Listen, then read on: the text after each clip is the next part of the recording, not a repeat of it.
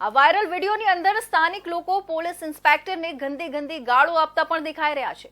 Police inspector સાથે દુર્વ્યવહાર કર્યો હતો અને આ ઘટનાનો વિડીયો પણ સોશિયલ મીડિયામાં વાયરલ થઈ રહ્યો છે. સુરતમાં એક તરફ પોલીસ સબ ઇન્સ્પેક્ટર દારૂ પીવાને લઈને લોકોને જ્ઞાન આપી રહ્યા છે, ત્યારે પીઆઈ જેવા અધિકારીઓ દારૂના નશામાં હોવાના આક્ષેપ થયા છે.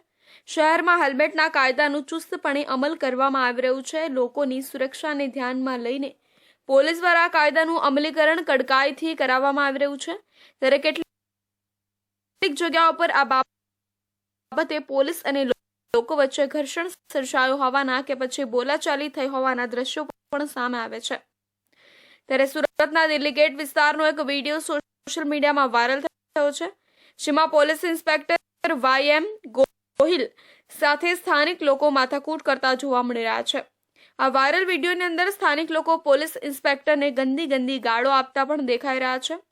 સમગ્ર ઘટનાની જો વાત કરવામાં આવે તો દિલ્હી ગેટ વિસ્તારમાંથી એક જ ટુ વ્હીલર ચાલક પસાર થતો હતો અને કોઈ કારણોસર ટ્રાફિક પોલીસ દ્વારા આ યુવકની ટુ વ્હીલર જપ્ત કરવામાં આવી હતી અને ત્યારબાદ તે મોબાઈલમાં પોલીસનો વિડીયો ઉતારવા લાગ્યો હતો અને પોલીસે યુવકનો મોબાઈલ પણ જપ્ત કર્યો હતો.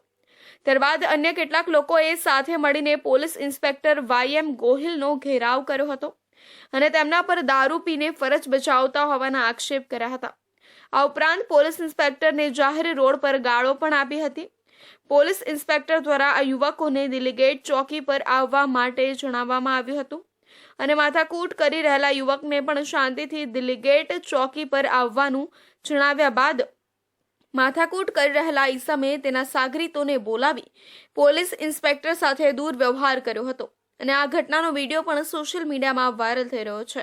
અમારા સર્કલ 6 છે, એમનું નામ YM ગોહિલ છે અને એક સોશિયલ મીડિયામાં જે વિડીયો વાયરલ થઈ રહ્યો છે એમાં જે પ્રાથમિક કારણ અમને જાણવા મળ્યું છે એમાં એ વાહન ચાલક રોંગ સાઈડમાં પોતાનું વાહન ચલાવતો હતો અને એમને રોકવા જતાં જે બોલાચાલી અને જે વિડીયોનો કન્ટેન્ટ છે એ પ્રમાણે ત્યાં પીઆઈ સાથે માથાકૂટ થયેલી હતી. એમાં હાલમાં રિજિયન 2 ACP દ્વારા અમારા ગામિત સાહેબ છે એમના દ્વારા હાલમાં તપાસ હાથ ધરવામાં આવી છે. તપાસ પૂર્ણ થતાં એમાં ચોક્કસપણે જે પણ એનું તારણ નીકળશે એ પ્રમાણે કાર્યવાહી કરવામાં આવશે. લોકોનું વર્તન બિલકુલ યોગ્ય નથી, પરંતુ જેમ મેં કીધું એવી રીતે તપાસ દરમિયાન જે પણ અમારી સમક્ષ હકીકતો આવશે હકીકતોના આધારે કાર્યવાહી ચોક્કસપણે કરવામાં આવશે. સ્થાનિક પોલીસે વિડીયો અને અન્ય પુરાવાઓના આધારે તપાસ શરૂ કરી છે. ઘટના સ્થળની વિડીયો અને સાક્ષીઓના નિવેદનના આધારે આ મામલે કાયદેસરની કાર્યવાહી હાથ ધરવામાં આવશે. સાથે યુવકની બાઇક જપ્ત કરી કાયદેસરની કાર્યવાહી હાથ ધરવામાં આવી છે.